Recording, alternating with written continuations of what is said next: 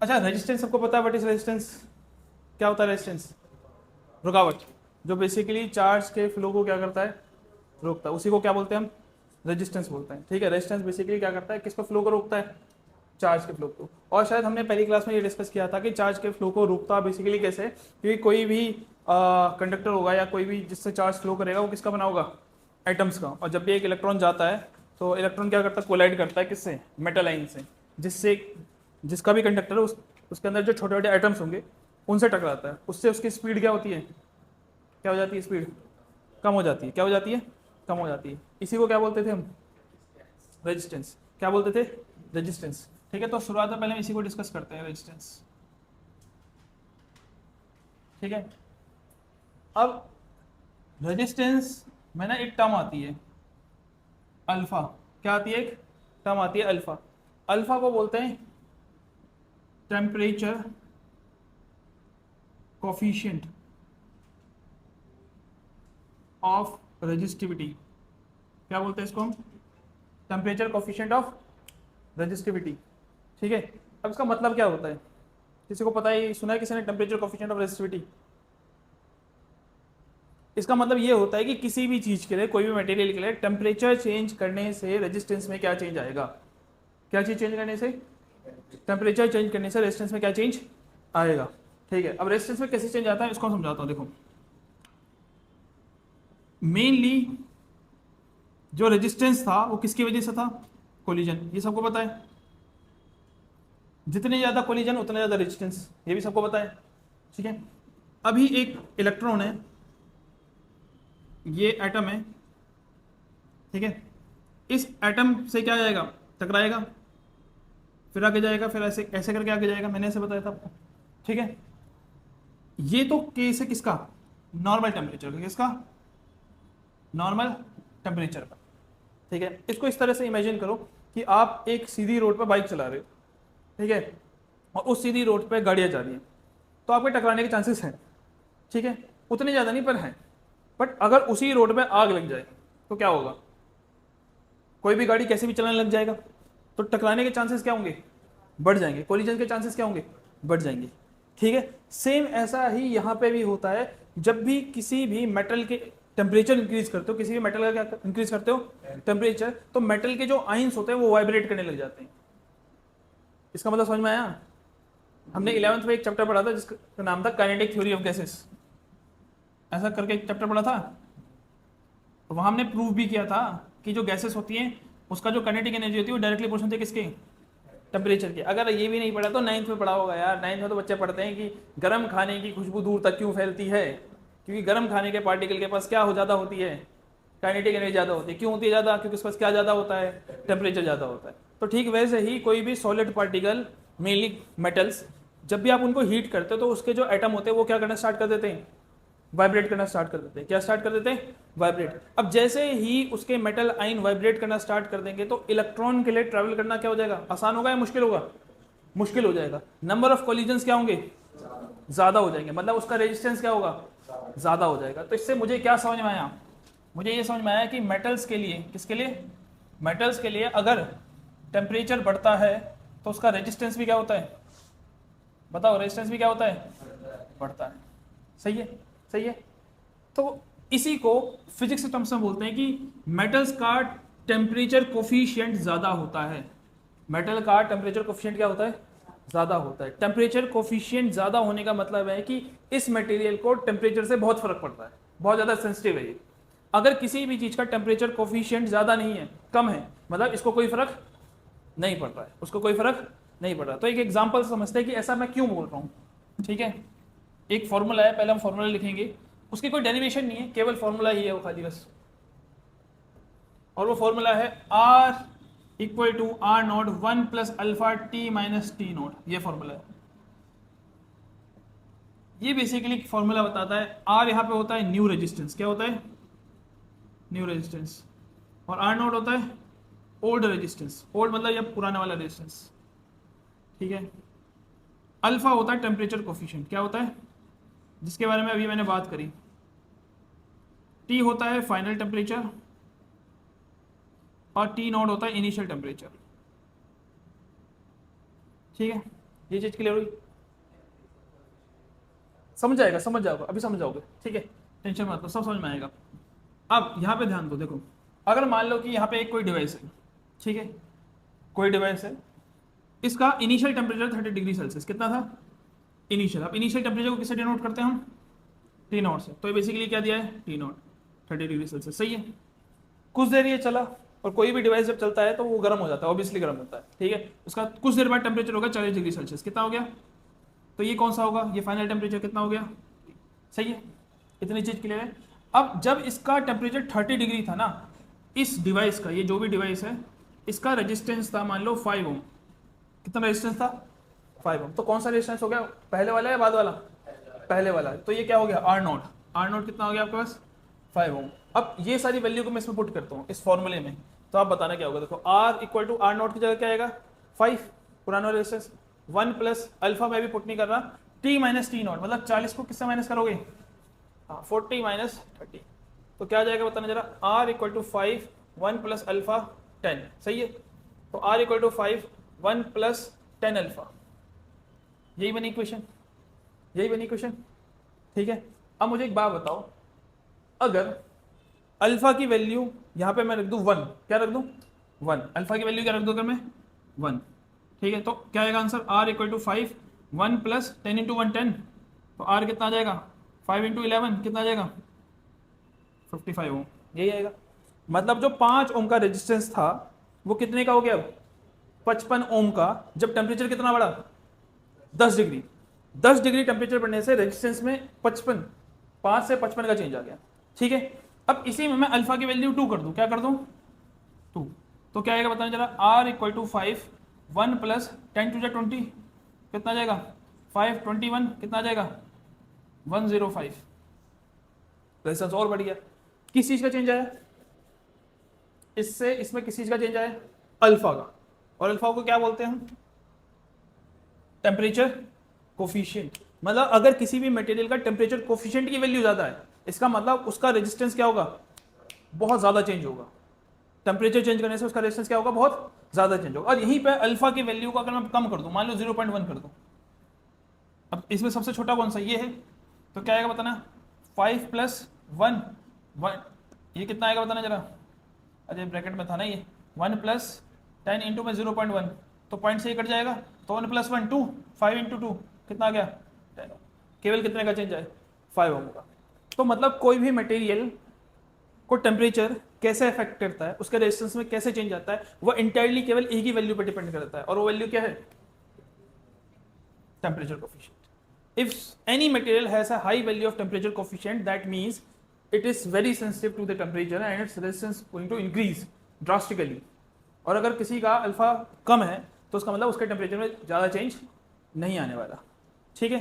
Temperature को change करो। अब मेरे को एक बात बताओ कि अगर आपको एक डिवाइस बनाना है, मान लो टेलीविजन, वॉच, कुछ भी, एनीथिंग, तो उसको बनाने के लिए आप अल्फा की वैल्यू कम रखना चाहोगे या ज़्यादा रखना चाहोगे? विच इज बेटर है? कम। ज्यादा क्यों नहीं?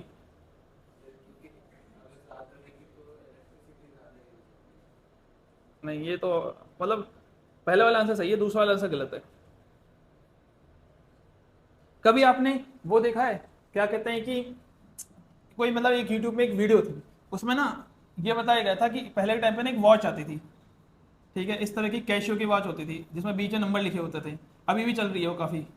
यहाँ पे कैशियो लिखा रहता था, और यहाँ पे डिजिटल वॉच थी, बेसिकली नंबर लिखा रहता था 112 ऐसा करके, ठीक है। कैशियो की वॉच होती थी, ठीक है।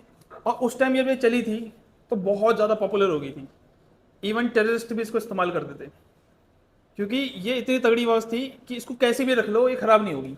पानी के अंदर डाल दो, गर्मी में रख दो, सर्दी में रख दो, कैसे भी रख दो, इसकी वैल्यू में चेंज नहीं आएगा। तो अब इसका अल्फा बताओ, इसका अल्फा कम होगा ज़्यादा होगा? कम होगा। अल्फा क्या होगा? कम। मुझे ऐसा ही चाहिए जिसमें रेजिस्टेंस में चेंज ना आए, क्योंकि रेजिस्टेंस में चेंज आने से आपको पता है कि करंट में फर्क पड़ जाता है कि नहीं। अगर मान लो कि ऐसी कोई आपने डिवाइस बनाया जिसको टेम्परेचर से फर्क पड़ रहा है, तो एक्सट्रीम हीट में तो वो बंद हो जाएगा, क्योंकि एक्सट्रीम हीट में टेम्परेचर बढ़ेगा और अल्फा की वैल्यू भी ज़्यादा है, तो रेजिस्टेंस भी बहुत ज़्यादा बढ़ जाएगा। अब रेजिस्टेंस बहुत ज़्यादा बढ़ जाएगा तो क्या करंट ईजिली ट्रेवल कर पाएगा? नहीं ट्रेवल कर पाएगा, वो भी बंद हो जाएगा। तभी जितने भी डिवाइसेस होते थे पुराने टाइम पे, जैसे अभी तो सेमीकंडक्टर्स आ गए बहुत ज़्यादा, लैपटॉप जितने भी है वो बहुत अच्छे बन गए। नहीं तो पहले के टाइम पे तुम अगर कंप्यूटर्स देखते तो बहुत ज़्यादा सेफली उनको रखना पड़ता था। थोड़ा भी गर्म हुआ तो बंद हो जाएगा, थोड़ा भी सर्दी आई तो भी बंद हो जाएगा। तो मेरे को ऐसे डिवाइसेस नहीं चाहिए जो किस पर डिपेंड करें, टेम्परेचर पे डिपेंड करें।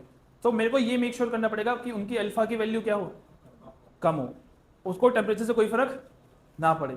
ठीक है, राइट नाउ जैसे अब तुम अगर स्मार्टफोन देखते होगे तो आजकल नए नए तरीके आ गए ब्लेंडिंग के। मोटोरोला के फ़ोन को उसके अंदर बर्फ़ के अंदर पिचका के दिखा रहे हैं, भैया बर्फ़ में भी कुछ नहीं हो रहा, उसमें ओवन में रख दे रहे हैं ओवन में कुछ नहीं हो रहा, ऐसे टायर से कुचल दे रहे हैं तो भी कुछ नहीं हो रहा।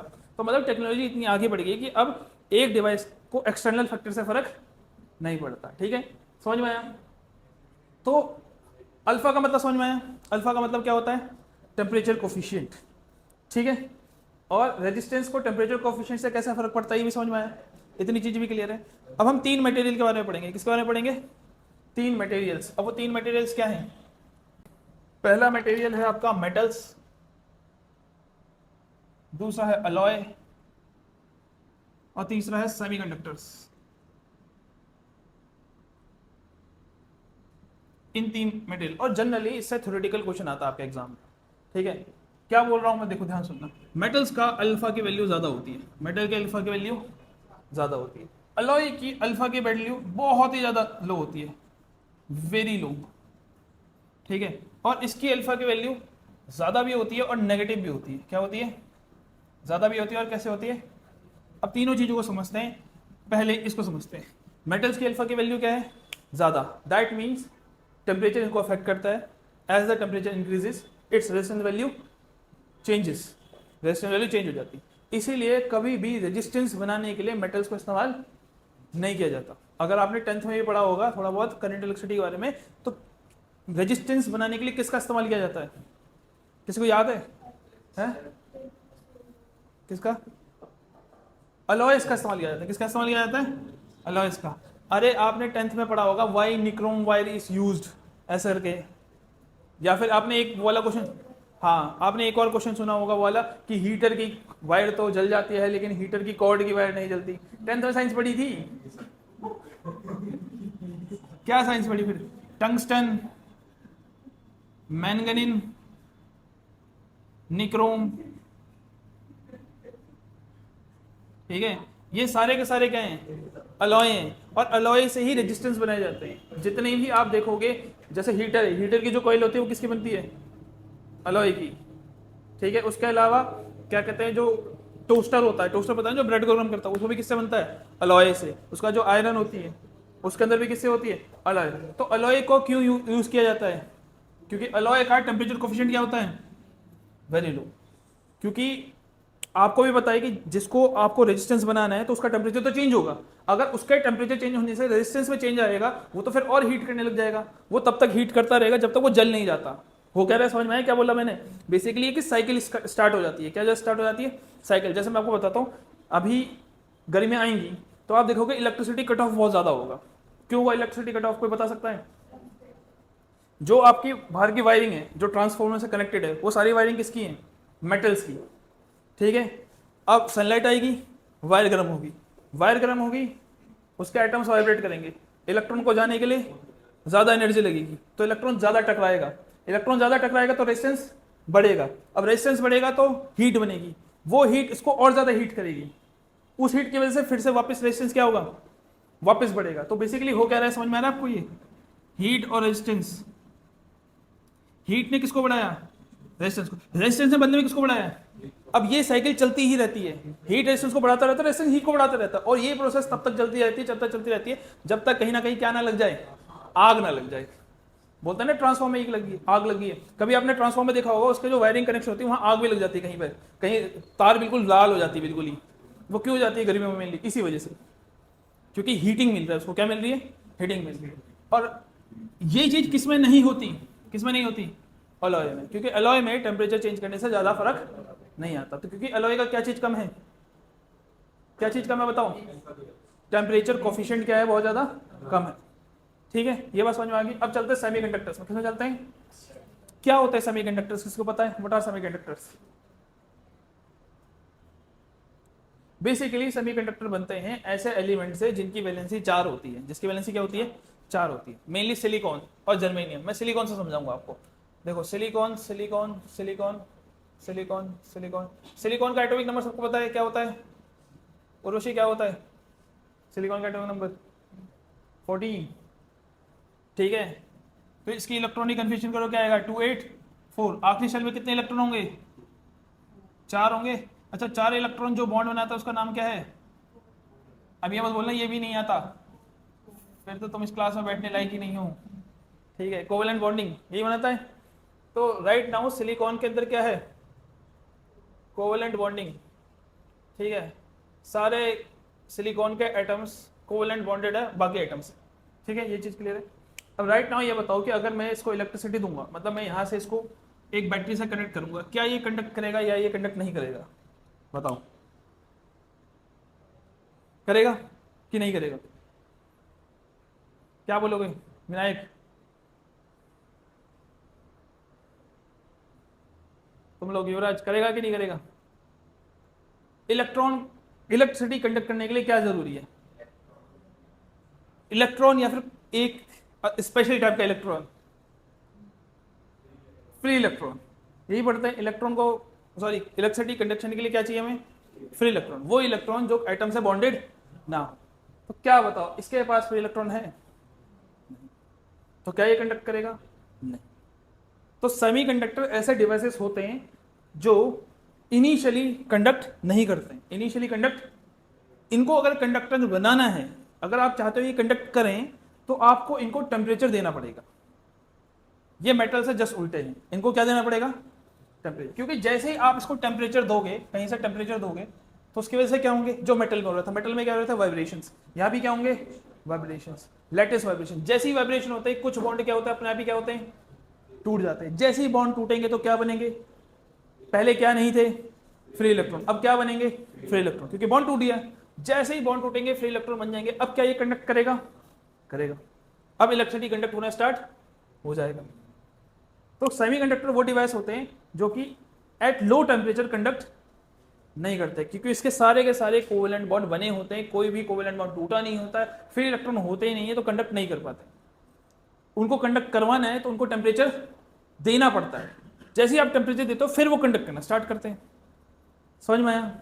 अब उर्वशी से वापस यहाँ पे आ जाते हैं। उर्वशी जी, अगर मेटल के केस में मैं टेम्परेचर बढ़ा रहा हूँ, मेटल के केस में टेम्परेचर में बढ़ा रहा हूँ, तो इसके जो इलेक्ट्रॉन है जो फ्लो हो रहे थे, जो इसका करंट था, करंट बढ़ेगा या घटेगा ये बता दो। चलो,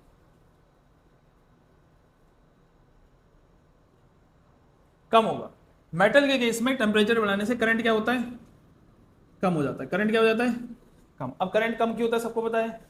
इसमें टेम्परेचर बढ़ाने से इसके एटम्स वाइब्रेट करेंगे, इलेक्ट्रॉन जो फ्लो कर रहा था वो इजीली फ्लो नहीं कर पाएगा, वो टकराएगा ज़्यादा, करंट की वैल्यू अपने आप ही क्या हो जाएगी? डाउन हो जाएगी। समझ में आया? इसमें अलॉय में टेम्परेचर बढ़ाने से करंट बढ़ेगा या घटेगा? ये बताओ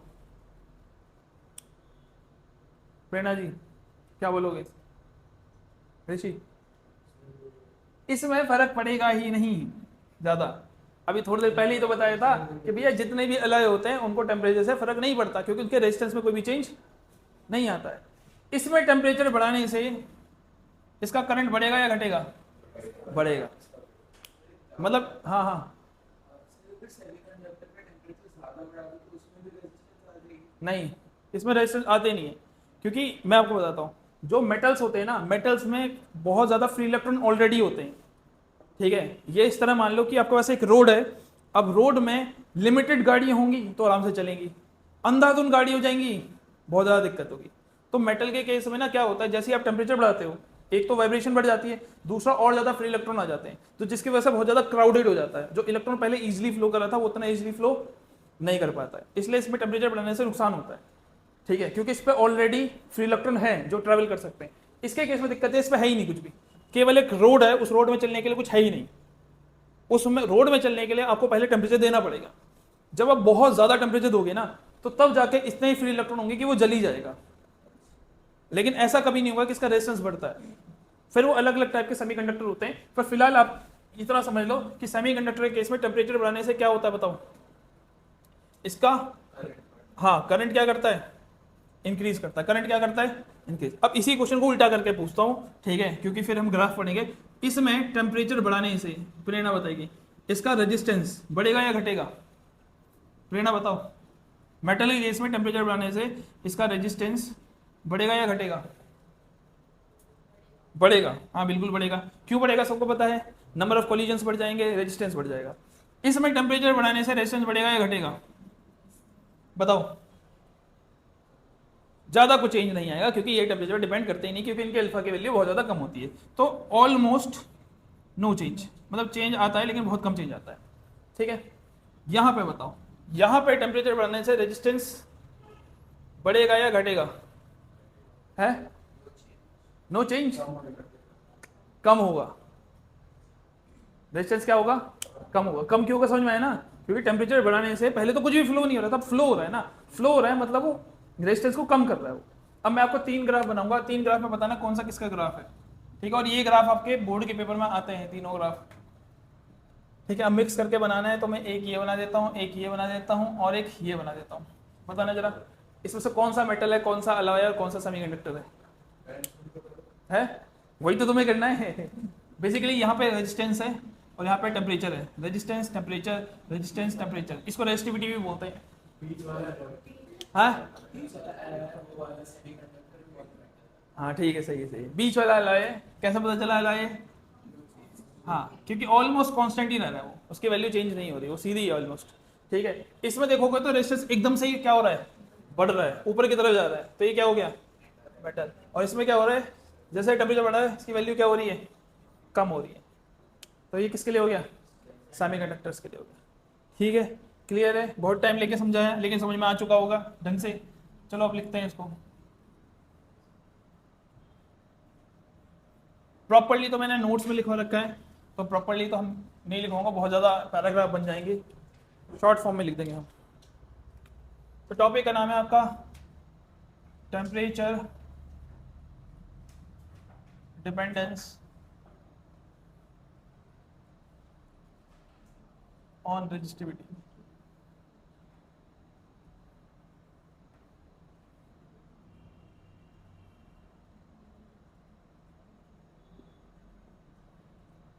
in case of metals with increase in temperature, the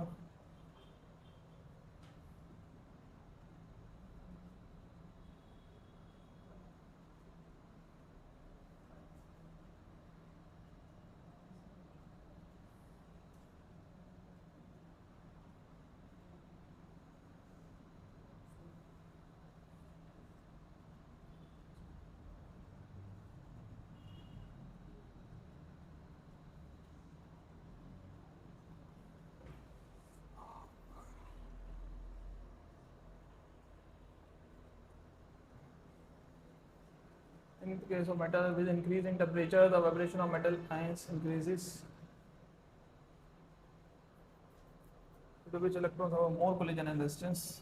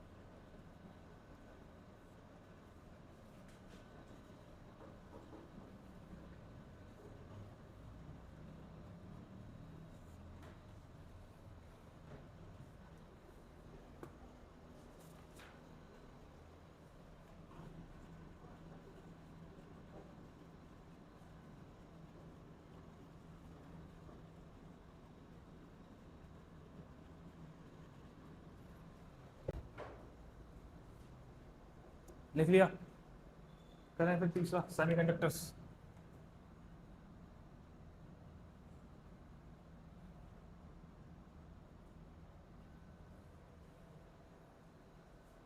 ठीक है, in case of semiconductor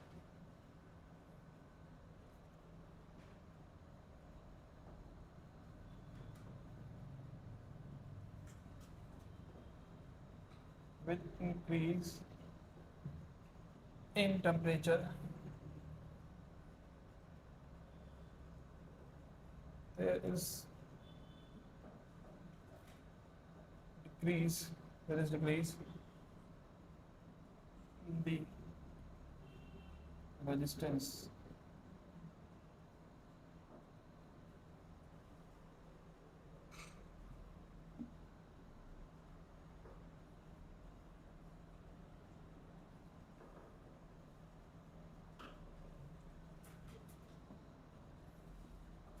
because with increase in temperature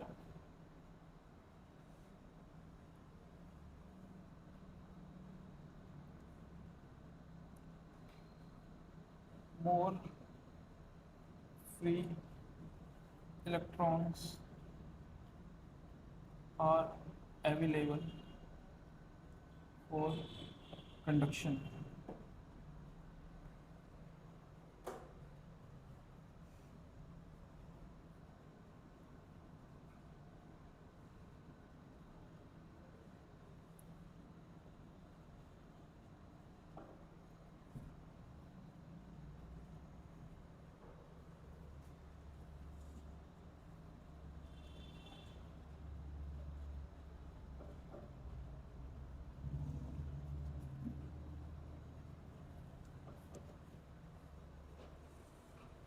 तो ये लिखने की जरूरत नहीं है, इसका रिलेशन अलग होता है।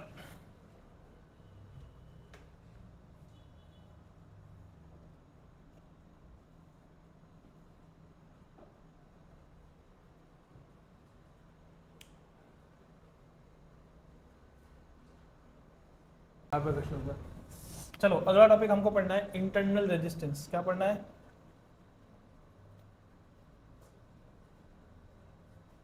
Internal resistance. ठीक है, देखो जैसे ये बैटरी है, सबको पता होगा। ठीक है, और इस बैटरी पे अगर तुम कहीं ध्यान से देखोगे ना, तो कितने वोल्ट की होती है बैटरी, पता है किसी को? हाँ, 1.5 वोल्ट बैटरी यहाँ लिखा पड़ा है, और मेड इन चाइना भी लिखा पड़ा है। ठीक है, तो 1.5 वोल्ट की बैटरी है। अब तुम मुझे ये बताओ कि ये जो 1.5 की वोल्ट की बैटरी है, ये बाहर 1.5 वोल्टेज ही देती होगी या उससे कम? उससे कम। ठीक, क्यों? हाँ, टॉपिक का नाम क्योंकि इंटरनल रेजिस्टेंस है, तो बाय लॉजिक कम देगी। तो ऐसा एक्चुअल में होता भी है, इसका एक्चुअल में होता भी है। अब ये ध्यान रखना, रेजिस्टेंस मतलब था इलेक्ट्रॉन के फ्लो को रोकना, इजीली पास नहीं होने था, और वो मेनली किसकी वजह से होता था? कोलिजन्स। और कोलाइड किससे करते थे? एटम से। सिंपल है। अब इसके अंदर भी कुछ ना कुछ चार्ज होगा, वही चार्ज तो फ्लो हो रहा है कि नहीं? इसके अंदर भी चार्ज होगा, और वो चार्ज कहाँ से आएगा? एटम से। मतलब ये भी किससे बना पड़ा होगा? दुनिया में हर चीज़ किससे बनी पड़ी है? एटम से। तो बेसिकली जब कोई सेल है, ये अगर सेल है, तो इसका मतलब ये थोड़ी ना कि जब मैं इससे बोलता हूँ कि अगर ये नेगेटिव टर्मिनल है, ये पॉजिटिव टर्मिनल है, और यहाँ एक बल्ब बना दिया, ठीक है, इसका मतलब ये थोड़ी ना कि इलेक्ट्रॉन यहाँ से निकल के यहाँ पहुँच जा रहा है सीधे। इलेक्ट्रॉन तो हर जगह होंगे, होंगे कि नहीं होंगे? है ना? ठीक है, अगर आप प्रॉपरली सेल को जब पढ़ोगे, पता नहीं केमिस्ट्री में होगा मेनली तो ये, ठीक है, सेल को अगर देखते हैं तो सेल के बेसिकली इस तरह से बनाया जाता है ना कि अंदर वाला पार्ट अलग होता है, बाहर वाला पार्ट अलग होता है। ठीक है, बाहर वाला पॉजिटिव के कांटेक्ट में होता है और अंदर वाला किसके कांटेक्ट में होता है? नेगेटिव के, ताकि ये दोनों मिले ना। नेगेटिव से इलेक्ट्रॉन फिर पॉजिटिव की तरफ जाता रहे। लेकिन ये बना किससे होगा? पूरा का पूरा एटम से ना। तो बेसिकली इलेक्ट्रॉन को यहां से यहां ट्रेवल करने में भी तो क्या होगी? दिक्कत आएगी। ऐसा तो नहीं कि डायरेक्टली ट्रेवल कर लेगा, यहां से यहां तक ट्रेवल करने में भी क्या करेगा? ये कोलाइड करेगा। करेगा कि नहीं करेगा? कोलाइड करेगा। मतलब सम अमाउंट ऑफ एनर्जी तो सेल के अंदर ही क्या हो जाएगी? लॉस हो जाएगी, थोड़ा सा भी ट्रेवल करने में, भले ही वो थोड़ी सी हो, लेकिन होगी जरूर। ये बात समझ में आती है? ठीक है, अब मैंने यहाँ पे कोलिजन का एग्जांपल ले लिया है, लेकिन और भी बहुत सारे फैक्टर्स होते हैं, जैसे ये किस का बना हुआ है, इसका इलेक्ट्रोलाइट क्या है। जैसे आपने सुना होगा कि अलग अलग सेल का रेट भी अलग अलग होता है। अब आपने सुना है कि नहीं सुना, जैसे ये निप्पो का सेल होगा तो 10 रुपये का मिल जाएगा। अब 10 रुपये का होगा तो पता नहीं महंगाई बढ़ गई कितने, मुझे को नहीं पता है। ठीक है, इसी की जगह अगर सेम यही सेल आप ड्यूरासेल का लो, तो ड्यूरासेल का ऐड भी आता था पहले, चलो सालों साल, तो बहुत टाइम तक चल रहा है। ठीक है, मतलब इसके अंदर कुछ इलेक्ट्रोलाइट होते हैं जिसका नेचर चेंज कर देते होंगे, लेकिन सारे ही केस में इन दी एंड इसके अंदर होंगे एटम्स, और कुछ एनर्जी इसके अंदर क्या हो जाएगी, लॉस हो जाएगी। और वो जो लॉस होगी एनर्जी, वो किसकी वजह से होगी, इंटरनल रेजिस्टेंस। तो the resistance offered by a battery, offered by a cell is known as internal resistance. वो रेजिस्टेंस जो सेल के अंदर ही अंदर होता है और अंदर ही तक उसकी वोल्टेज को क्या करता है, थोड़ा सा डाउन करता है, उसकी एनर्जी को कंज्यूम कर लेता है, उसी रेजिस्टेंस को क्या बोलते हैं हम, इंटरनल रेजिस्टेंस। तो जब मैं इस सेल को ना, इस सेल को इसमें माइनस प्लस, इसको मैं एक उससे कनेक्ट करूं, वो जो आपने देखा एक डिवाइस होता है टीवी वाले के पास होता है, इस तरह से उसमें एक वो होता है नॉब होता है, और यहाँ पे एक वो होता है डिस्प्ले होता है, उसमें अलग अलग वैल्यू आती रहती है। अरे नहीं पता तो वोल्ट मीटर बेसिकली, एक मैं वोल्ट मीटर से इसको चेक करूं, तो क्या वोल्ट मीटर में 1.5 वोल्ट आएगा, नहीं, उसमें कम आएगा, उसमें 1.4 आएगा। मतलब भले ही यहाँ पे 1.5 लिखा है, लेकिन ये सप्लाई कितना कर रहा है, कुछ वोल्टेज ये कम यूज कर रहा है, मतलब कम शो कर रहा है, इसका मतलब कुछ वोल्टेज अंदर ही क्या हो गई, खर्च हो गई है, किसकी वजह से हो गई, इंटरनल रेजिस्टेंस। तो ये जो ये 1.5 है ना, इसको बोलते हैं हम EMF, और ये जो शो हो रहा है ना, इसको बोलते हैं टर्मिनल पोटेंशियल। क्या बोलते हैं, टर्मिनल पोटेंशियल, या फिर बोलते हैं पोटेंशियल डिफरेंस। को समझ में आया, इलेक्ट्रोमोटिव फोर्स, इलेक्ट्रोमोटिव फोर्स। तो EMF क्या है, कोई बताएगा। EMF is the value that is written on the cell. It is the maximum voltage supplied by the battery. जो मैक्सिमम वो सप्लाई करना चाहता है वो क्या है, EMF। लेकिन कर कितना रहा है, उससे कम, उसको क्या बोलते हैं हम, टर्मिनल पोटेंशियल या फिर पोटेंशियल डिफरेंस। ठीक है, EMF बेसिकली वो है जो चाहता है, टर्मिनल पोटेंशियल जो कि रियलिटी में है। समझ में आया कि नहीं आया, जैसे उर्वशी 8 घंटे पढ़ना चाहती है, और वो तो चाहती है ना, एक्चुअल में पढ़ाई तो नहीं हो पा रही, एक्चुअल में 4 घंटे पढ़ाई होती है, तो जो चाहती है वो EMF हो गया, जो एक्चुअल हो रहा है वो टर्मिनल पोटेंशियल है। अब इसका नाम टर्मिनल पोटेंशियल क्यों पड़ा, कोई बताएगा। क्योंकि टर्मिनल मतलब होता है एंड, टर्मिनल मतलब होता है एंड। बेसिकली टर्मिनल पोटेंशियल का मतलब है कि सेल के एंड से दूसरे एंड तक कितना वोल्टेज है, ये बीच के वोल्टेज को क्या कर देता है, गायब कर देता है, बीच के वोल्टेज को क्या कर देता है, गायब। तो एंड से एंड का वोल्टेज वो हमेशा कम आएगा बीच वाले वोल्टेज से, क्योंकि बीच में कुछ ना कुछ वोल्टेज क्या हो जाती है, ड्रॉप हो जाती है। तो इसलिए इसका नाम टर्मिनल पोटेंशियल। और पोटेंशियल डिफरेंस क्यों है ये तो पता होगा, सेकंड चैप्टर में भी पढ़ा था हमने। पोटेंशियल डिफरेंस बेसिकली जहाँ पे एक जगह ज्यादा वोल्टेज हो, एक जगह क्या हो, कम वोल्टेज हो। ठीक है, अब इसमें होता है जो पॉजिटिव होता है वो हाई वोल्टेज होता है, जो नेगेटिव होता है वो लो वोल्टेज होता है, तभी करंट ऐसे ऐसे फ्लो करता है। ठीक है, ये बात समझ में आई, ये चीज क्लियर हुई। तो इसमें मैंने आपको 2-3 नए टर्म बताए। पहला टर्म मैंने बताया इंटरनल रेजिस्टेंस। क्या होता है इंटरनल रेजिस्टेंस, बोलो, अरे कोई तो बोल लो।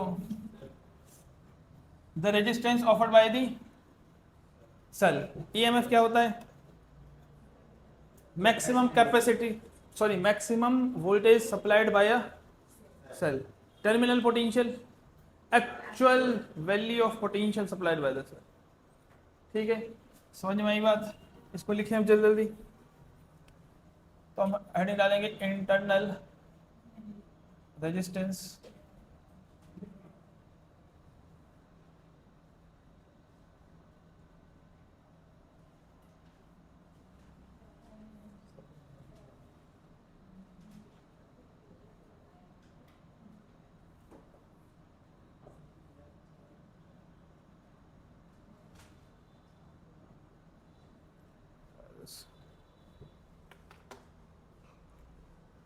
देखो अब अगर हम एक सेल बनाते हैं ना, ये मैंने एक सेल बनाया जिसका ये बड़ा डंडा क्या होता है, पॉजिटिव एयर क्या होता है। अब मेरे को इसका इंटरनल रेजिस्टेंस दिखाना है, तो वो दिखाने का तरीका ये होता है कि आप इसी सेल के बगल में ना एक रेजिस्टेंस बना दो। क्या बना दो, तो जब भी सेल के बगल में उसका रेजिस्टेंस बनता है उसी को क्या बोलते हैं कि ये किसका रेजिस्टेंस है, सेल का रेजिस्टेंस, इंटरनल रेजिस्टेंस है। ठीक है, तो इस तरह से बना दिया, और बाहर हमने एक एक्सटर्नल रेजिस्टेंस बना दिया। तो ये जो है ये पूरा डिवाइस क्या है आपका, ये एक सेल है, ठीक है, इसमें ये जो बैटरी है, बैटरी का सप्लाई करती है, बताना जरा। ईएमएफ, ई मतलब होता है ईएमएफ, और इसका रेजिस्टेंस को हम किससे जानते हैं? स्मॉल आर से। अब ये ध्यान रखना कि नोटेशन से यूज होंगी, उसको चेंज नहीं कर सकते। ई मतलब ईएमएफ होता है, यहाँ पे लिख देंगे इलेक्ट्रोमोटिव फोर्स, ठीक है। आर मतलब होता है इंटरनल रेजिस्टेंस, और जो कैपिटल आर है ये मतलब बाहर वाला रेजिस्टेंस, सेल के बाहर जो है।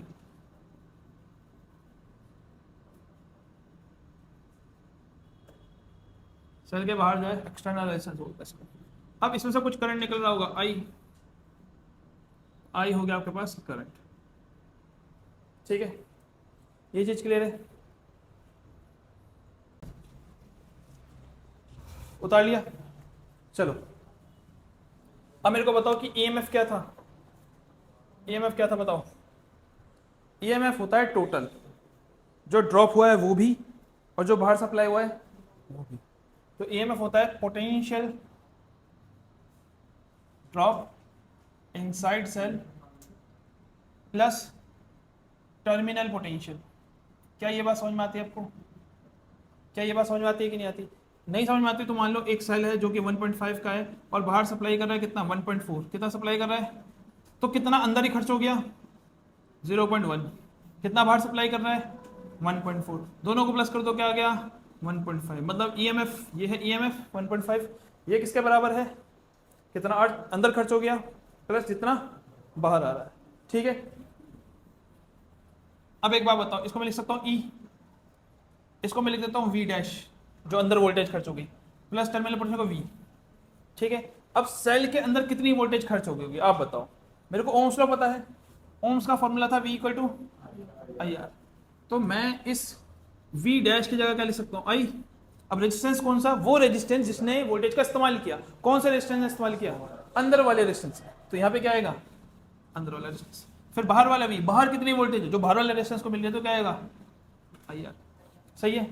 ये कैसे किया? Using Ohm's law. सही है? प्रेरणा समझ में आया? तो अब यहाँ से हम आई कॉमन निकाल सकते हैं। आई नहीं, मेरे को तो आर कॉमन निकालना है ना। तो क्या आएगा बताओ? आई आर इधर जाएगा और यहाँ आई आर बच जाएगा, सही है। ये आई डिवाइड में चले जाएगा तो क्या आएगा? ई माइनस आई आर अपॉन में आई, और यहाँ पे क्या जाएगा? हाँ, तो इससे मेरे को क्या बदल जाएगा? Internal resistance of the cell. क्या मैं अब किसी भी सेल का इंटरनल रेजिस्टेंस कैलकुलेट कर सकता हूँ? बताओ, क्या मैं इस सेल का इंटरनल रेजिस्टेंस कैलकुलेट कर सकता हूँ? बिल्कुल कर सकता हूँ। कैसे? ई, इसकी वैल्यू पता होगी मेरे को 1.5 माइनस आई, इससे जो करंट निकल रहा है किससे पता चलेगा? एमीमीटर लगा दूं, एमीमीटर यहाँ पे पता चल जाएगा। एक्सटर्नल रेजिस्टेंस तो मैंने ही लगाया है, वो तो बाहर उसकी वैल्यू मेरे को पता होगी, और नीचे फिर से करंट। जब मैं इस सबको सॉल्व कर दूंगा मेरे को पता चल जाएगा कि इसके अंदर का इंटरनल रेजिस्टेंस कितना है। चलो ठीक है, इंटरनल रेजिस्टेंस सबको पता है क्या था? इंटरनल रेजिस्टेंस था जो किसी भी एक बैटरी का रेजिस्टेंस होता है जिसकी वजह से उसकी वोल्टेज क्या होती थी? थोड़ी सी अंदर ही ड्रॉप हो जाती थी, उसको बोलते थे इंटरनल रेजिस्टेंस। ठीक है, ये बात क्लियर है सबको? गुड। एक बार मैं रिकैप कर रहा हूँ। तो हमारे पास एक क्या होता था? सेल होता था, ठीक है। इस तरह का एक सेल होता था जिसको हम ई बोलते थे, ई मतलब ईएमएफ, और इसका कुछ रेजिस्टेंस होता था इंटरनल रेजिस्टेंस आर, और बाहर ये जो वोल्टेज सप्लाई करता था एक्सटर्नल रेजिस्टेंस को, उसको बोलते थे हम कैपिटल आर। ये बात समझ में आ गई? फिर मैंने आपको ये फॉर्मूला लगाया था कि ई जो होता है ईएमएफ, ईएमएफ मतलब पूरे के पूरे सेल की वोल्टेज, ठीक है। जैसे कि 2 वोल्ट, कितनी वोल्ट? 2 वोल्ट। अब ये क्या 2 वोल्ट बाहर देगा? नहीं, हमेशा कुछ वोल्टेज क्या होगी? अंदर ही क्या होगी? ड्रॉप हो जाएगी। किसकी वजह से? इस सेल के अंदर के रेजिस्टेंस की वजह से। तो इसको हम कैसे लिखते थे? मान लो कि सेल के बाहर जो आ रही है वोल्टेज, यहाँ से और यहाँ जो वोल्ट आ रही है वो आ रही मान लो 1.9, तो कितनी वोल्टेज अंदर ही ड्रॉप हो जा रही है? हाँ, 0.1 यहीं पे ड्रॉप हो जा रही है। तो मैं कैसे लिखूंगा बताओ इसको? इसको मैं ऐसे लिखूंगा ना, 2 वोल्ट इक्वल टू 0.1 प्लस का 1.9, ऐसे लिख सकता हूँ। इसमें 2 क्या है आपका? ईएमएफ। जो टोटल वोल्टेज थी ये क्या है? जो अंदर ड्रॉप हो गई, वी डैश। और ये क्या है? जो बाहर सप्लाई, जिसको वी बोलते थे। सही है? ये बात क्लियर है? अब क्योंकि ये अंदर ड्रॉप हो रही थी तो v equal to I R होता है, तो उसको क्या लिख देता था मैं? I R. आई मतलब करंट, और रेजिस्टेंस कौन सा? अंदर वाला रेजिस्टेंस, जिस रेजिस्टेंस ने वोल्टेज को गिराया। और यहाँ पे क्या लिखता था हम? I R. कौन सा रेजिस्टेंस? बाहर वाला, क्योंकि ये बाहर वाले रेजिस्टेंस को मिल रही है वोल्टेज। ये बात समझ में आई? लेकिन जरूरी नहीं है कि आपको हर बार इस तरीके से लिखना है। आप मैं इस इक्वेशन को ऐसे भी लिख सकता हूँ, E equal to V dash plus V, E M F voltage drop inside voltage supplied outside terminal voltage, ठीक है। ई इक्वल टू, इसको मैं आई आर लिख दूँ, इसको मैं वी ही का वी रहने दूँ, सही है, किसी को कोई दिक्कत। E M F voltage drop inside, और बाहर वाले को मैंने आई आर नहीं लिखा इस बार। तो जो वी है उसका फॉर्मूला क्या बनेगा बताना जरा, यही बनेगा इसका फॉर्मूला, यही फॉर्मूला बनेगा। जो बाहर आई वोल्टेज वो किसके बराबर होगी, ईएमएफ माइनस अंदर जितनी खर्च हो गई बची हुई तो बाहर आ रही है ना। तो यही फॉर्मूला मैं आपको याद करने के लिए बोल रहा हूं कि जो बाहर वोल्टेज आती है ना वी, जो क्या आती है बाहर वोल्टेज आती है वो किसके बराबर होती है, ईएमएफ मतलब जो टोटल ईएमएफ है माइनस अंदर जितनी खर्च होगी, अंदर कितनी खर्च होती है आई आर, ये फॉर्मूला होता है। और इसी वोल्टेज को क्या बोलते हैं हम, टर्मिनल पोटेंशियल, क्या बोलते हैं इसको हम, टर्मिनल पोटेंशियल, या फिर एक और नाम था इसका पोटेंशियल, किसको होता है पोटेंशियल डिफरेंस, क्या नाम था इसका, पोटेंशियल डिफरेंस। तो ये फॉर्मूला आपको याद रहेगा, पोटेंशियल डिफरेंस का फॉर्मूला है EMF minus I are, EMF total voltage minus अंदर अंदर वाली वोल्टेज, सही है, इतनी बाहर प्रोवाइड हो रही है। इसी फॉर्मूले से अगली दो डेरिवेशन होने वाली है, सबको याद रहेगा, v equal to E minus I R, ठीक है। और v क्या है यहाँ पे, पोटेंशियल डिफरेंस। पोटेंशियल डिफरेंस का मतलब पता है ना, पोटेंशियल का मतलब होता है वोल्टेज, डिफरेंस मतलब होता है माइनस। अगर मैं यहाँ पे ए बी लिख दूँ ना तो इसको मैं ऐसे भी लिख सकता हूँ, V A B equal to E minus I R, और इसको मैं ऐसे भी लिख सकता हूँ, V A minus V B equal to E minus I R. अब मैं ऐसे क्यों लिख सकता हूँ सबको पता है, हमने सेकंड चैप्टर में पढ़ा है, सेकंड चैप्टर में पहली और दूसरी डेफिनेशन ये थी, पोटेंशियल पोटेंशियल डिफरेंस। तो basically this is potential difference, तो V A minus V B इन पोटेंशियल का डिफरेंस हो रहा है, ठीक है। फॉर्मूला पता चलिए, इसी फॉर्मूले से हम करने वाले हैं अगले डेरिवेशंस।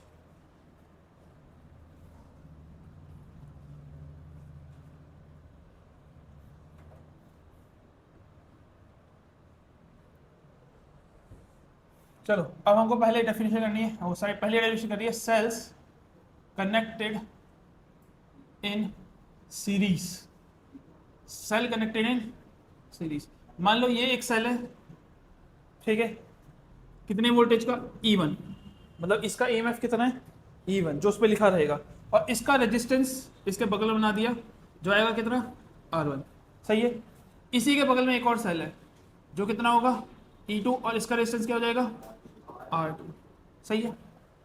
तो सेल्स कनेक्टेड इन सीरीज मतलब मैंने दो सेल को कैसे कनेक्ट किया गया है सीरीज में, दोनों का EMF और दोनों का रेजिस्टेंस, ये बात समझ में आ गई, ठीक है गुड।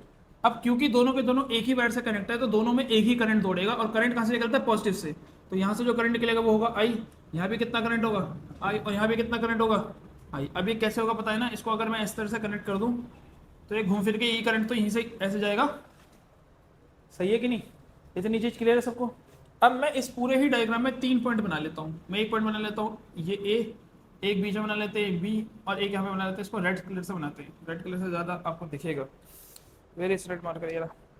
तो 3 पॉइंट बनाया मैंने, एक पॉइंट मैंने बनाया ये ए, एक पॉइंट मैंने बना दिया बी, और एक पॉइंट बना दिया मैंने सी। यहाँ पे इसको हटा के यहाँ पे सी बना देते हैं, ठीक है। इसमें किसी को दिक्कत बताओ, सही चल रही कहानी। अब अगर मैं लिखूं वी ए बी, क्या लिखूं, मैं कर रहा हूं बेसिकली यूज कर रहा हूं यूजिंग फॉर्मूला, एक फॉर्मूला मैंने आपके थोड़ी देर पहले याद कराया, क्या है बताओ, V equal to E minus I R. जो बाहर वोल्टेज आती है वो होता है टोटल वोल्टेज जो कि EMF होती है माइनस अंदर कितनी खर्च होगी IR, सही है। इसी को मैं यूज कर रहा हूं E1 सेल के लिए, किसके लिए E1 सेल के लिए, तो मैं लिखूंगा 4 सेल E1, ठीक है।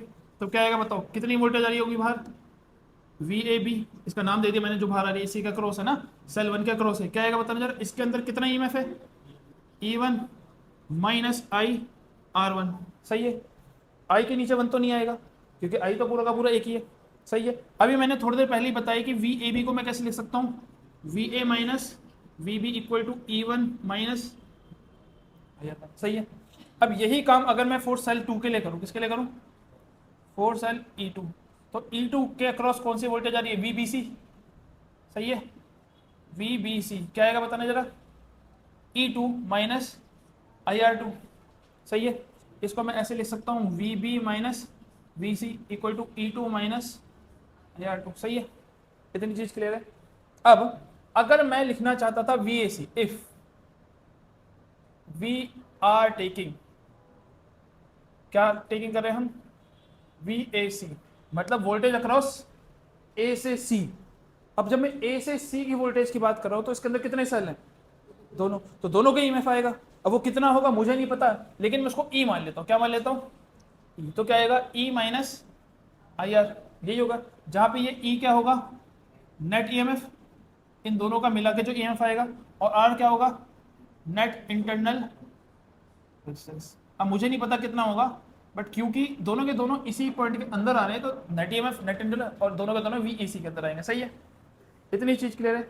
इसको मैं कैसे लिख सकता हूँ बताओ, VA minus VC equal to क्या जाएगा, E माइनस IR, सही है। इसमें किसी को डाउट नहीं है। तो पहले मैंने AB का निकाला, वो ये रहा। फिर मैंने किसका निकाला, BC का निकाला, वो क्या रहा, वो ये रहा। फिर मैंने A से C का भी निकाल लिया, वो ये रहा, सही है। इसको मैं मान लेता हूँ इक्वेशन 1, इसको मान लेता हूँ मैं इक्वेशन 2, इसको मान लेता हूँ मैं इक्वेशन 3। अब आपको कुछ नहीं करना, आपको करना है एडिंग 1 एंड 2। क्या निकालना है मुझे, 1 और 2 को ऐड कर देना। अब मैं क्यों करना ऐड, कोई बताएगा, क्योंकि जब मैं इसकी वोल्टेज को इसकी वोल्टेज से ऐड करूंगा तभी तो टोटल वोल्टेज पता चलेगी मुझे। तो इसकी वोल्टेज क्या थी बताओ, VA माइनस VB प्लस इधर की वोल्टेज क्या थी, VB minus VC equal to left वाले का E1 minus IR1 plus E2 minus IR2, सही है। इतनी चीज क्लियर है। अब बताओ VB माइनस का है VB प्लस का है, क्या आएगा, इससे ये कट जाएगा, बचेगा क्या, VA माइनस VC, और यहाँ क्या आएगा बताओ, E1 प्लस में E2, ऐसे लिख सकता हूँ इसको मैं, माइनस का IR1 माइनस का IR2, सही है। VA माइनस VC, इसकी वैल्यू तो मैं ऑलरेडी निकाल चुका हूँ, तो मैं लूंगा from equation 3 VA minus VC की वैल्यू क्या जाएगी, E minus IR equal to E1 plus E2 minus I common निकाल के R1 प्लस R2, सही है। अब अगर ये इक्वेशन इस पूरी इक्वेशन के बराबर है, इसका मतलब EMF वाले पार्ट के बराबर होगा, करंट के बराबर होगा, रेजिस्टेंस के बराबर होगा। तो मैं क्या लिख सकता हूं, on comparing LHS with RHS क्या आएगा बताओ, E इक्वल टू क्या जाएगा, E1 प्लस E2, सही है। I से I कट गया, R किसके बराबर हो जाएगा, R1 प्लस R2। तो क्या समझ में है कि कभी भी आपके सेल्स अगर सीरीज में लगेंगे तो टोटल EMF कितना होगा, सारे सेल्स को क्या कर दो, ऐड कर दो। अगर ये 2 वोल्ट का होता है, ये 3 वोल्ट का, तो 2 प्लस 3 5 वोल्ट बन जाता, क्योंकि ये डेरिवेशन यही बता रही है कि सारे EMF को क्या कर देना है, प्लस कर देना है। तो मैं लिख दूंगा 4 n सेल्स, अगर मेरे पास n सेल्स होंगे तो EMF का फॉर्मूला क्या बन जाएगा, E equal to E1 plus E2 plus E3 dash dash dash, और R का फॉर्मूला क्या बनेगा, R1 plus R2 plus R3 dash dash dash. बन गया फॉर्मूला।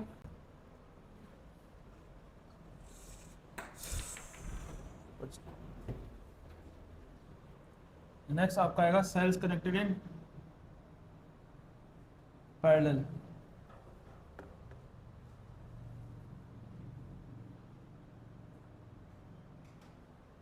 कर दे रेज,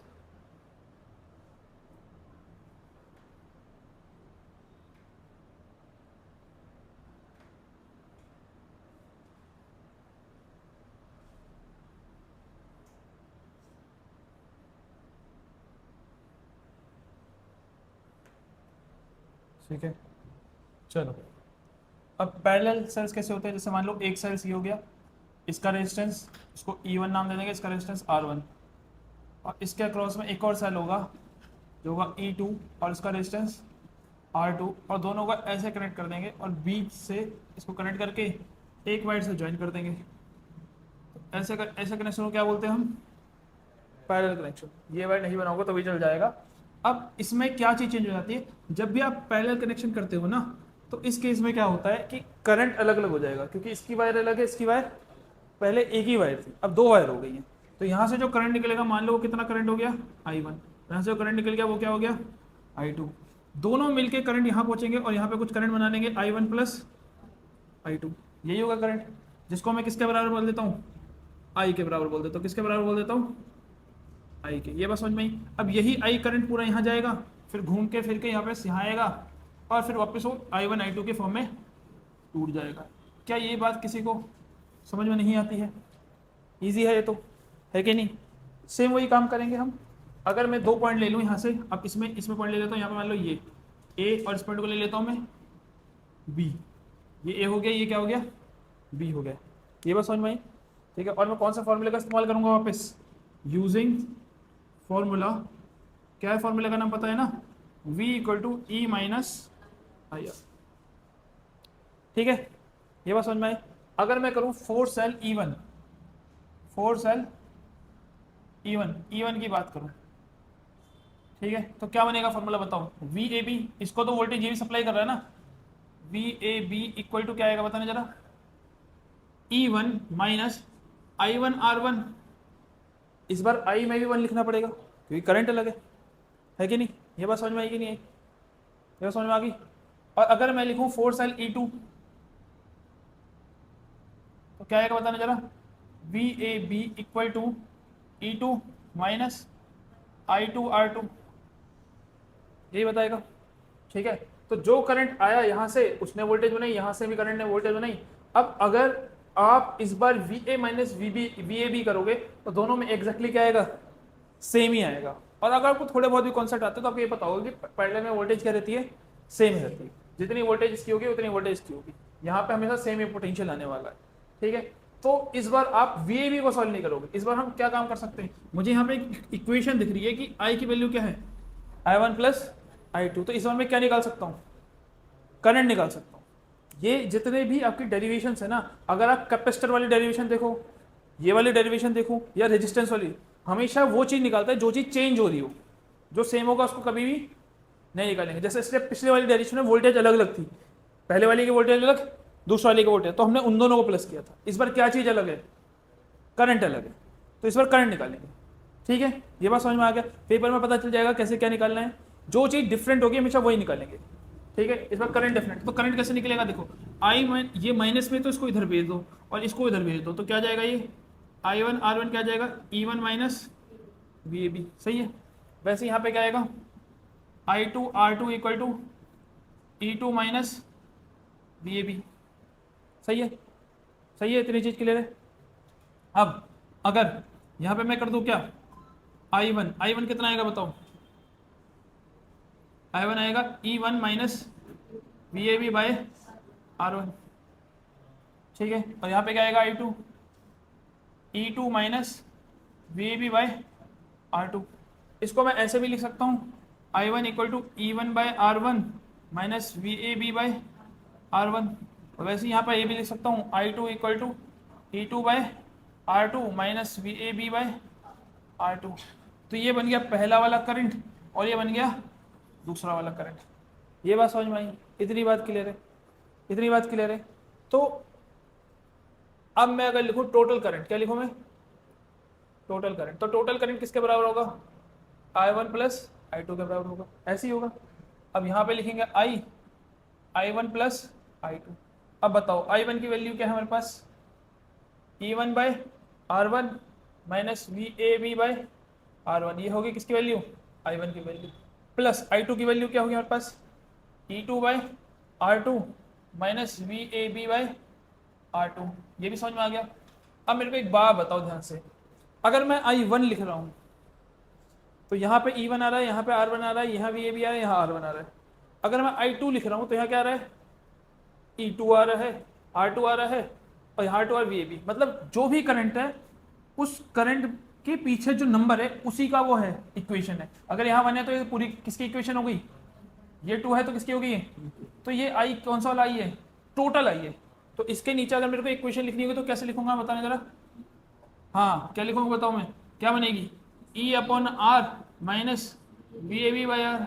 ये बननी चाहिए कि नहीं बननी चाहिए, बननी चाहिए ना, क्योंकि अगर यहाँ I टोटल वाला है तो ई भी कौन सा आएगा यहाँ से, टोटल EMF वाला आ जाएगा, ये भी है कि नहीं। और वैसे ये आर भी किसका आ जाएगा, टोटल इंटरनल रेजिस्टेंस वाला आ जाएगा। ठीक है, पेपर में ऐसा मत करके आ जाना जैसा मैंने किया है, साइड में लिख देना ई आपका टोटल ईएमएफ होगा, ये हो गया। अब एक बात बताओ, इसको मैं ऐसे डिस लिखता हूँ E by R minus V A B by R. इसको मैं करता हूँ पहले ई वन बाई आर में लिखता हूँ, फिर E two by R two, E one by R one plus E two by R two, ऐसे लिख सकता हूँ मैं इसको। सही है, यहाँ माइनस का वी ए बी है और साथ में क्या है आर वन, यहाँ माइनस का वी ए बी है और साथ में क्या है आर टू। फिर दोबारा से इसको मैं ऐसे लिख सकता हूँ E by R minus V A B by R, और यहाँ मैं लिख सकता हूँ E one by R one plus E two by R two, minus V A B को कॉमन ले सकते हैं, क्या बचेगा one by R one plus one by R two. अब क्या करेंगे, जैसा पिछले रेडियो किया था, कंपेयर करेंगे लेफ्ट को किससे, राइट से। तो comparing L H S with R H S, तो आपको क्या मिल जाएगा बताने जरा, ई बाय आर किसके बराबर आएगा, E one by R one plus E two by R two. सही है, एंड वी ए बी से वी ए बी कट गया, बचा क्या one by R equal to one by R one plus one by R two, बन गया। सही है, तो अभी तो ये केवल एक दो सेल के लिए था, अगर मैं इसको करूं for N cells, N cells के लिए सॉल्व करूंगा तो क्या आएगा, E by R equal to E one by R one plus E two by R two, ऐसा चलता रहेगा कहाँ तक, एन टाइम्स तक। ये आ गया ईएमएफ के लिए। समझ में आई कि नहीं आई बात, करो इसको। अभी ये पूरा सॉल्व हुआ नहीं है, थोड़ा सा बच्चा है, अब ये जगह क्लियर होगी तब करेंगे इसको। इधर वाला मिटो दे, ठीक है, चलो ये डायग्राम मैं मिटो रहा हूँ।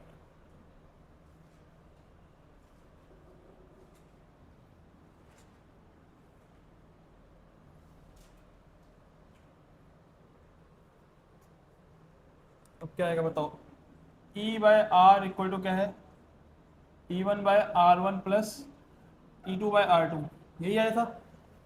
और one by R equal to क्या आ रहा है, one by R one plus one by R two. अगर मैं वन बाय आर को सॉल्व करूँ तो वन बाय आर आपका आएगा R two plus R one upon में R one R two, LCM लिया तो आर की वैल्यू क्या आ जाएगी, R one R two upon में R one plus R two, ये आपका आर की वैल्यू आ गई। वैसे इसको अगर मैं सॉल्व करूँ तो ई आर किसके बराबर आएगा, E one R two plus E two R one upon में R one R two, LCM लिया, और ये जो आ रहा है ये इधर जाएगा, तो ई इक्वल टू क्या आ जाएगा, E one R two plus में E two R one upon में R one plus R two multiply में आर। सही है, अब इस आर की वैल्यू मैं यहाँ पुट कर सकता हूँ ना, तो मेरे पास क्या मिल जाएगा, E equal to E one R two plus E two R one upon में R one plus R two multiply में आर की वैल्यू थी आपके पास R one R two upon में R one plus R two. तो इससे कुछ गड़बड़ कर दी क्या मैंने, मल्टीप्लाई में जा रहा है, ये कटना चाहिए था।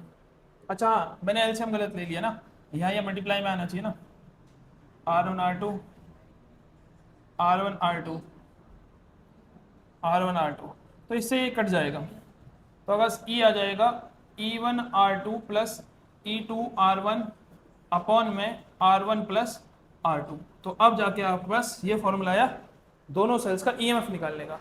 अब बेसिकली ये डिफरेंस पता चल रहा है, इसको और सॉल्व क्यों करना पड़ा, क्योंकि ये जो फॉर्मूला था ये ईएमएफ का नहीं था। ईएमएफ के नीचे क्या दिख रहा है आपको, रेजिस्टेंस, इससे जो वैल्यू निकलेगी वो निकलेगी ईएमएफ को किससे डिवाइड करने वाला रेजिस्टेंस, लेकिन मेरे को ईएमएफ की वैल्यू चाहिए थी ना, कि दोनों के दोनों सेल का ईएमएफ कितना होगा, तो इस आर को मेरे को मजबूरन में यहाँ ले जाना पड़ा। लेकिन ये कौन सा वाला आर है, टोटल रेजिस्टेंस वाला आर है, तो मैंने पहले टोटल रेजिस्टेंस निकाला, इसकी वैल्यू को यहाँ पुट कर दिया, तो काट पीट करके आ गया आंसर। अब ये किसकी वैल्यू है, ये केवल ई की आई है। तो किसी भी दो सेल का ईएमएफ निकालना होगा तो आप इस तरीके से कर सकते हो।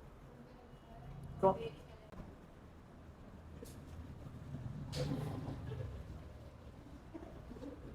ठीक है, चलो अब एक टॉपिक पढ़ना हमको जिसका नाम है व्हीट स्टोन ब्रिज। क्या पढ़ना हमको, व्हीट स्टोन ब्रिज। ये उसको पूरा अच्छे से समझ में आएगा जिसने केवीएल कर रखा है। क्या करा हुआ है, केवीएल। केवीएल को आता है, दो तीन बच्चों को नहीं आता होगा, तुम्हें आता है केवीएल, थोड़ा सा सर के ऊपर से जाने वाला है फिर तो।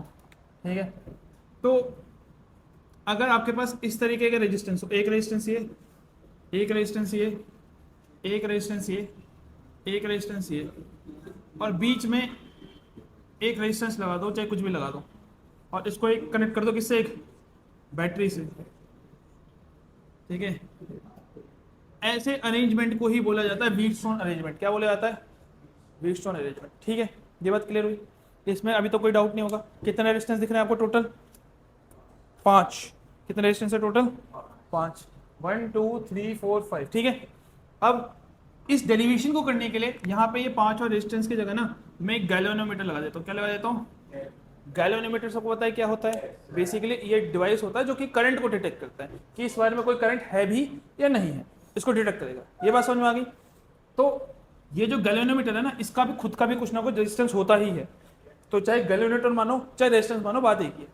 ठीक है, अब इस रेजिस्टेंस को हम नाम दे देते हैं। इस रेजिस्टेंस का नाम दे देते हैं पी। अच्छा, इसको ब्लैक पेन से लिख देते हैं क्योंकि करंट हम लिखेंगे रेड से। इसको नाम दे देते हैं पी, इसको नाम दे देते हैं क्यू, इसको नाम दे देते हैं आर, इसको नाम दे देते हैं एस। ठीक है, रेजिस्टेंस के अलग अलग नाम हो गए। ये बात समझ में आ गई? अब ध्यान से देखना, अगर यहाँ से कुछ करंट निकलेगा, मान लो करंट निकला आई, कितना करंट निकला, और वो करंट कहाँ तक जाएगा? यहाँ तक। ठीक है, अब जो केवीएल नहीं आते, मतलब जिसको केवीएल नहीं आता वो और ज़्यादा ध्यान से रखना। इस करंट के कितने हिस्से होंगे? 2। कुछ करंट ऊपर जाएगा, कुछ करंट नीचे जाएगा। तो मान लो जो ऊपर करंट जा रहा है वो हो गया I1, और जो नीचे जा रहा है वो हो गया I2। ठीक है, अब ये I1 करंट कहाँ तक जाता रहेगा? यहाँ तक।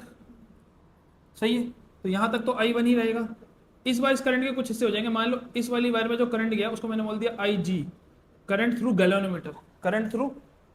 तो इस वायर में कितना करंट होगा, कोई बताएगा? हाँ, वेरी गुड, इसमें होगा I1 माइनस IG। ये तो बहुत लॉजिकल है ना। इसमें से कुछ करंट नीचे गया तो आया कितना? बचा कुचा। जैसे अगर I1 आपका 5 एम्पियर था, 5 में से 2 नीचे चले गया तो कितना बचा? 3। तो 5 माइनस, ऐसे तो लिखेंगे, और उसी समझ में आया? पक्का।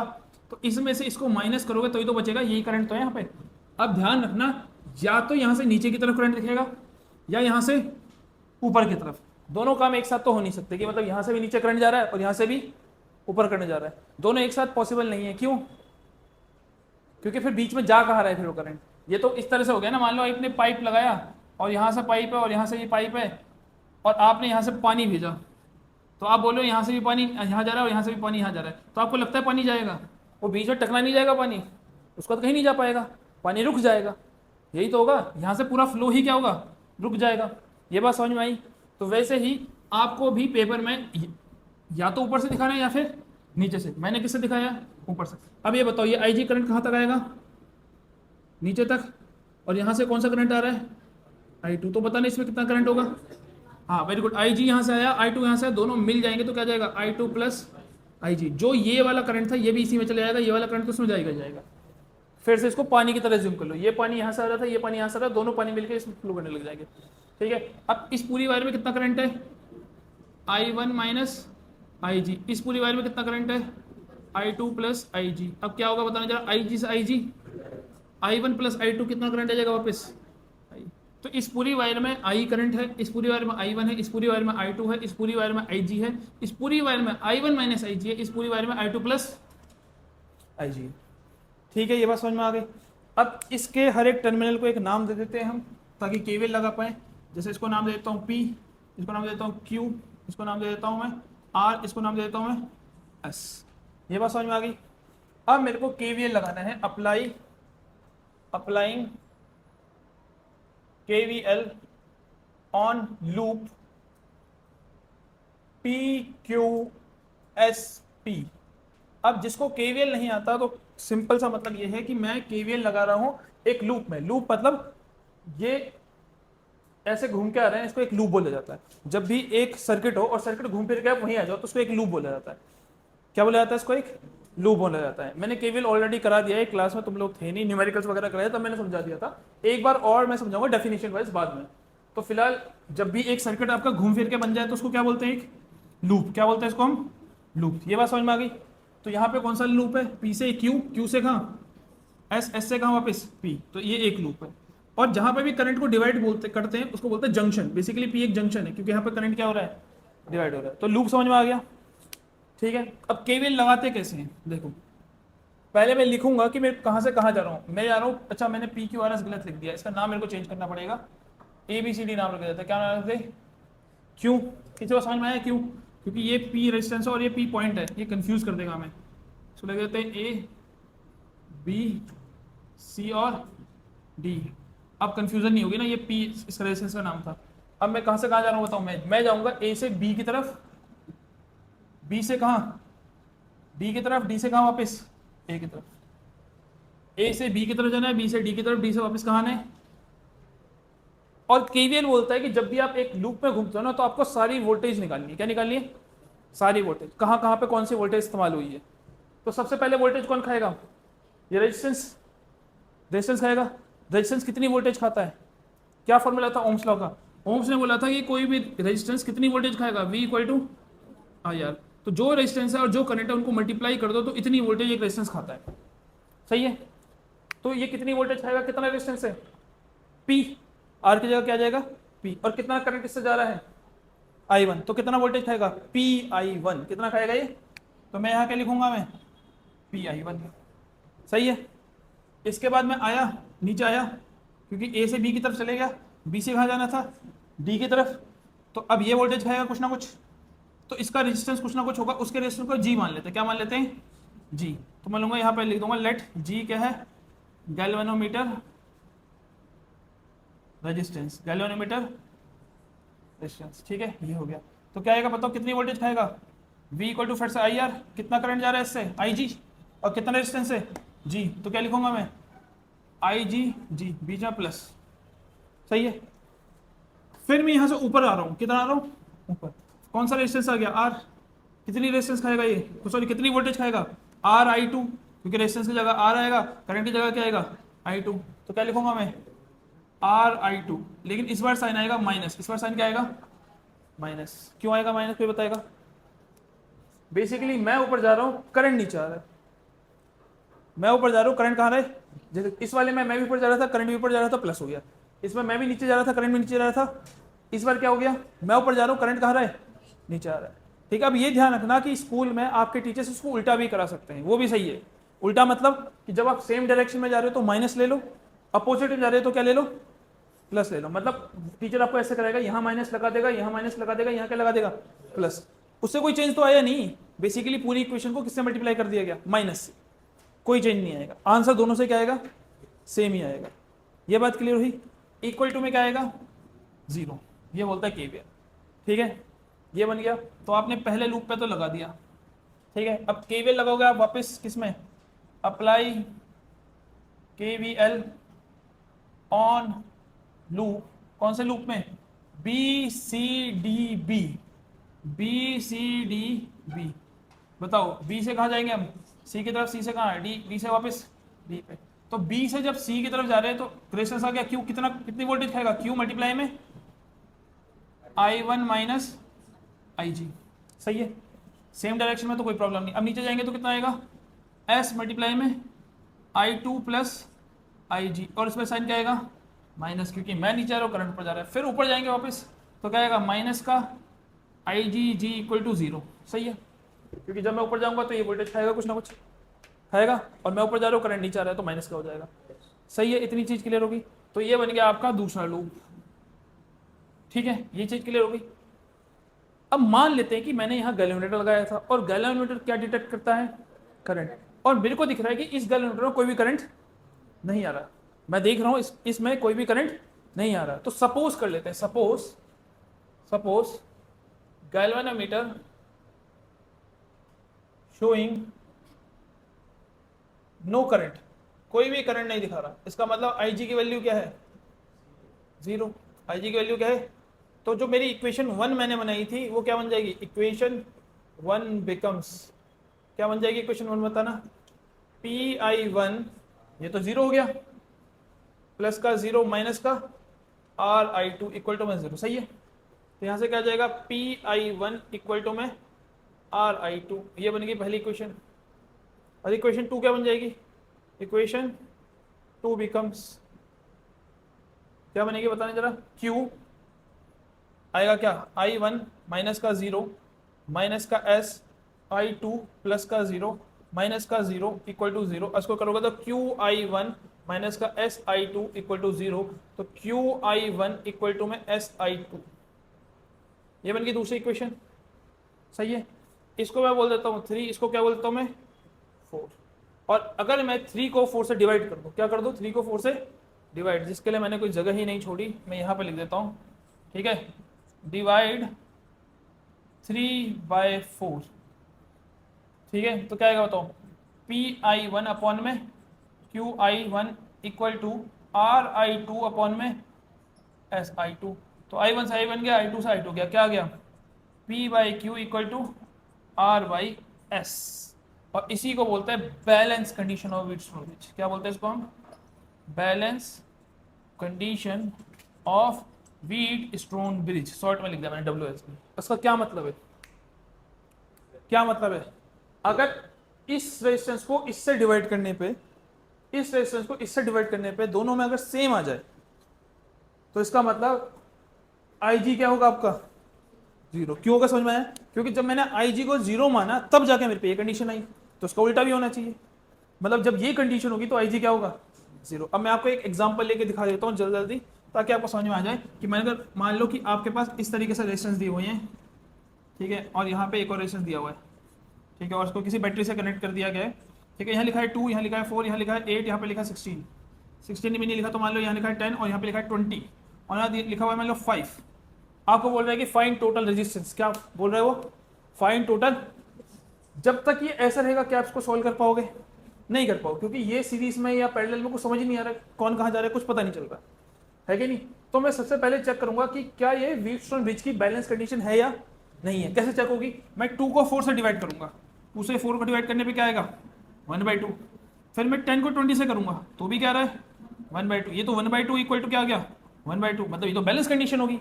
और जब भी बैलेंस कंडीशन होगी तो इस वाले से कोई भी करंट नहीं जाएगा, मतलब इस 5 वाले से कोई भी करंट, तो इस वायर को बना नहीं क्यों, इस वायर को यहाँ से क्या कर दो हटा दो।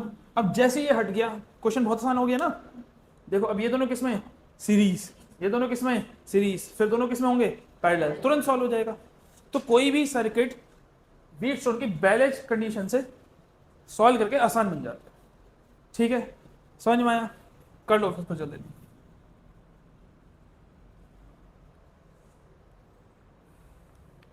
तो यहां लिख देंगे हम in balanced condition no current flow through galvanometer.